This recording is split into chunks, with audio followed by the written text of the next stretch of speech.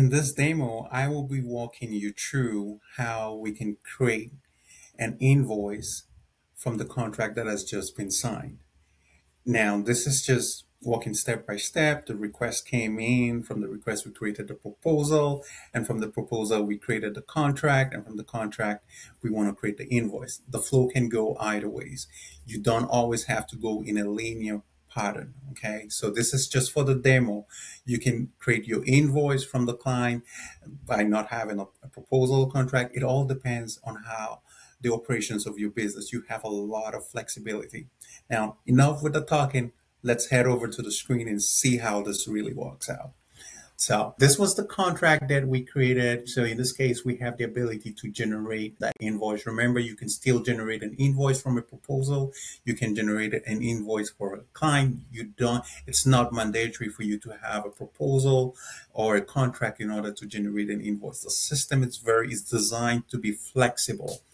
So to make sure that your business operation can fit in, can be adjusted to meet your business operation. So let's see how this works out. So I'll just click on generate invoice. So when you're generating an invoice from maybe a contract or a proposal, it already knows who the client is. So that's the benefit of generating it from either proposal or contract. So you click next and it pre-populates that information in here, like it knows who the contract, and immediately it already has information about everything because you're generating from an existing contract that had all these details, so you don't have to key in those information again. And you click next. Now this is the part that is really interesting. Most businesses out there want the flexibility. Sometimes they don't want they have customers that can afford to make the full payment at once. And in that case, you can go to installments and you have the ability to go 50-50, 30-40, 30 for equal payments, or just do a custom payment. And with a custom payment, you could divide it and say the total is 200. Oh, okay. I need you to make $100 the first for your first payment. And then you can control the dates and all of that maybe you make, let's say, I want you to make a 120 for the first payment and make $80 in the second payment. And it checks it out. It checks it out. Now you've spread out the payment and you click next. Now, the thing with the system is whatever report you're generating for your client, they will not be able to access it until they've made the full payment. You don't want to start chasing your client because of this. You want to make sure that you've done your job and they're able to keep to their own commitment. That's the beautiful thing about Servground. It makes sure that you get your money back. So you go ahead and you click next and you look at everything here. You can generate the title with AI if you're lazy like me. So you just go ahead and you generate the description, and always try to review things when it's being generated by AI. And then you go ahead and you create the invoice. The invoice is ready. And once that invoice is ready, you can now go ahead and send that invoice. So that invoice has been sent over to the client.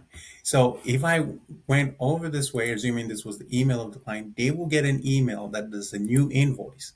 Now watch this. The client comes in here, they can click access their client portal, and it will take them to their portal. So remember, their portal allows them to manage a lot of stuff. They will see that they have to, now they get that notification. You have two upcoming payments to make, you pay them now. They can see all of that. So it tracks that. With Servground, you don't need to chase the invoice. The system chases the invoice with you. It sends a reminder to the client so that they can make that payment.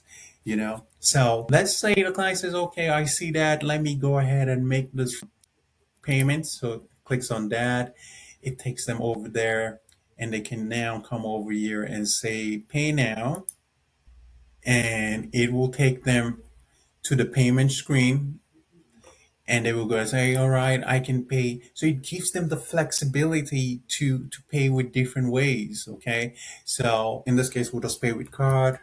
So this is just a demo. So this is just a demo card number. This is not a real credit card number, so you don't have to worry about it. So, and 123, and we will just say lessons made. and then you put in the zip code 28027. And maybe they don't want to check this, but this is your client. They go ahead to see the processing fee. So that's another thing. You can push the processing fee to the client, so you get your full money. What? Okay. So I'll just go ahead and say pay, and it's going to process it, and we'll just wait here.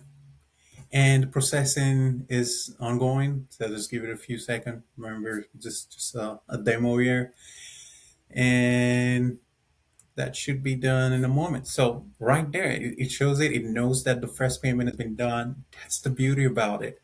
So thanks so much for watching. In the next demo, I'll be showing you. We'll create the report and we'll send out the report to the client. The client will try to view the report, but they will not be able to view that report until they've made that second payment. So stay tuned. Thanks for watching again.